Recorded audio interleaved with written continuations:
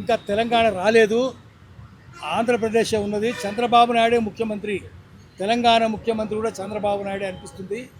చంద్రబాబు నాయుడు 60 కొమ్ముల 20 కోరల ఘోర క్రూర కర్కోటకుడు. ఎంత దుర్మార్గుడో మనకు తెలిసిందే.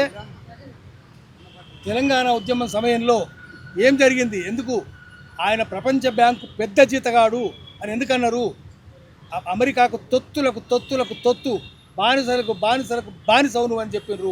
ఎందుకన్నారంటే అమెరికా వాళ్ళు చెప్తే ఇక్కడ పరిశ్రమలన్నీ మూసేసిండు, ఆల్విన్ మూసేసిండు, ఎదురు తిరిగితే కార్మికులందరినీ పొట్టు కొట్టించిండు.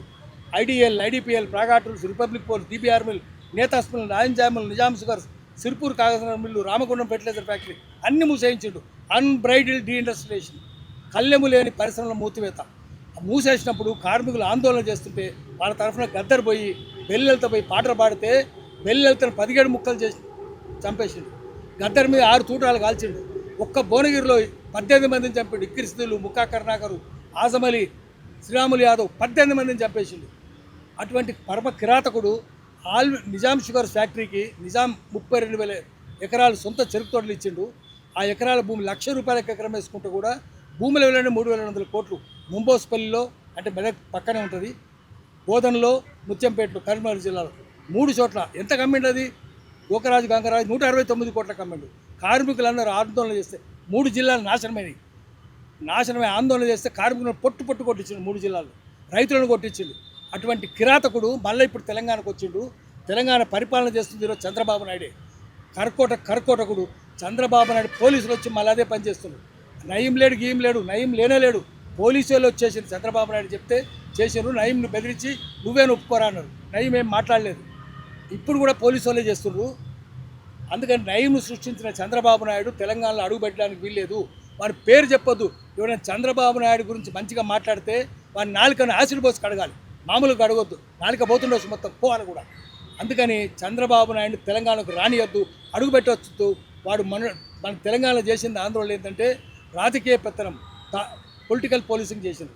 అది చేయడం కోసం థాట్ పోలీసింగ్, ఆలోచన మీద పెత్తనం చేసింది.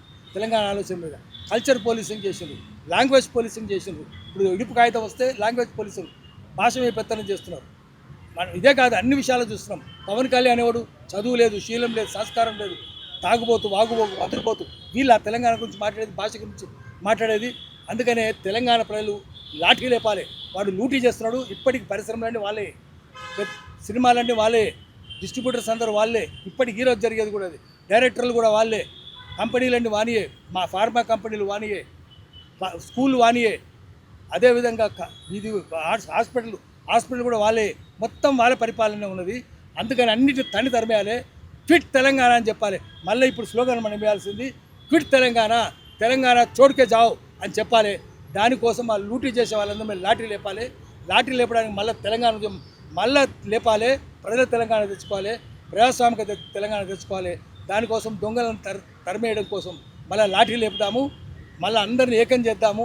ఏకం చేసి ప్రజల తెలంగాణ తెచ్చుకుందాం.